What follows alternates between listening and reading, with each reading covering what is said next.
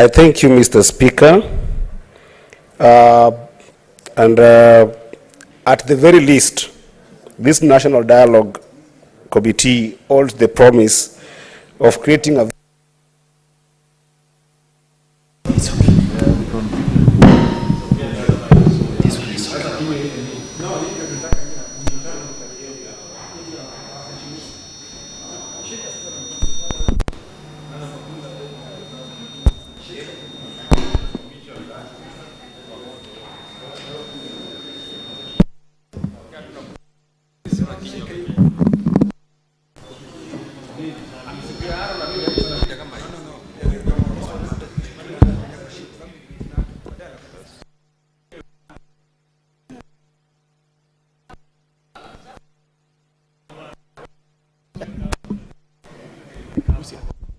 management of Kenya.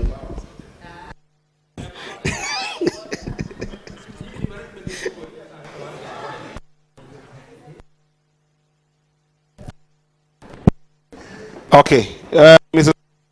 I hope that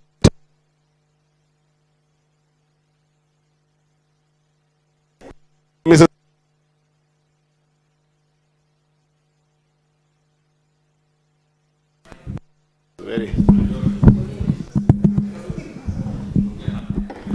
I hope, okay, this is better, Mr. Speaker. Mr. Speaker,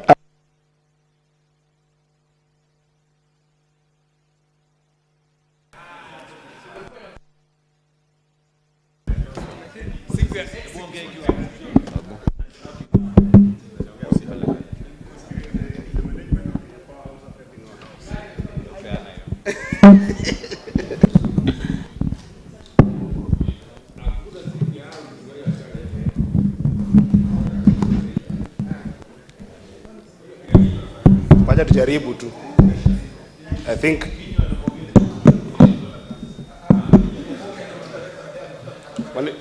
Mr. Speaker, it seems like Senator Kinywa, Senator Just Joyce. Proceed to make your contribution. Your 3 minutes are almost up. Proceed.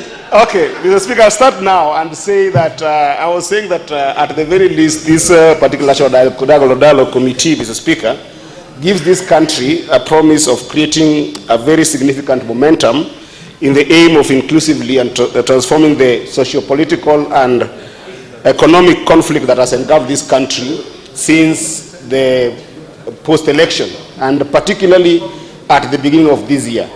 And therefore, Mr. Speaker, it would be extremely remiss of me to start commenting on this particular motion without sincerely thanking His Excellency President RUTO, together with the Right Honorable Prime Minister Raila odinga, for the boldness they have exemplified to allow this country to have a dialogue and give dialogue a chance. Indeed, Mr. Speaker, dialogue in the context of the conflict that we have found ourselves in since the beginning of the year is the only useful way that we can be able to ensure that we not only achieve the idea of sustainable peace in this country, but also being able to make sure that as a country we can be able to mainstream some of the economic issues that we are facing.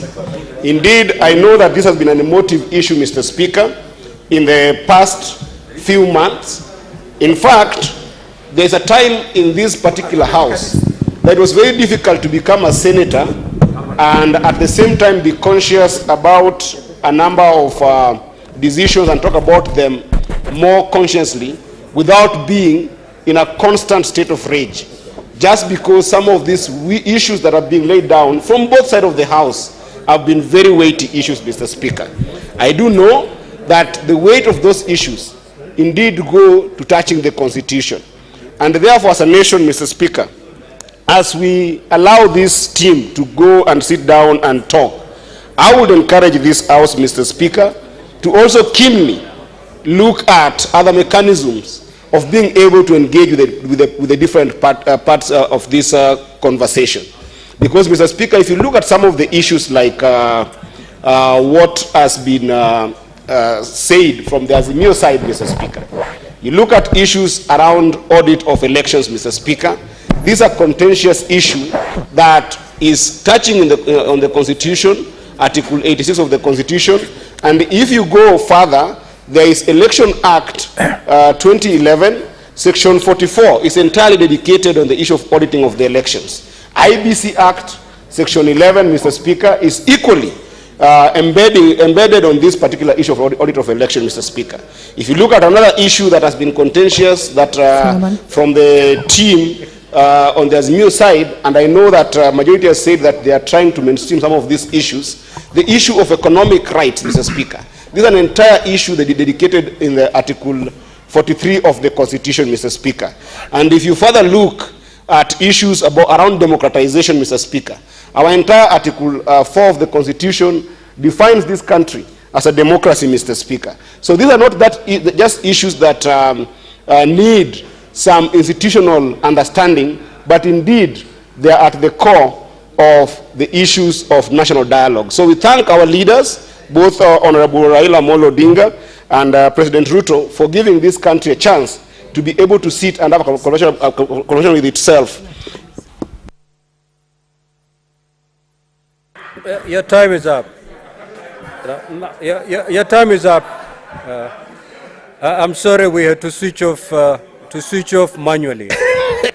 Senator Kathuri.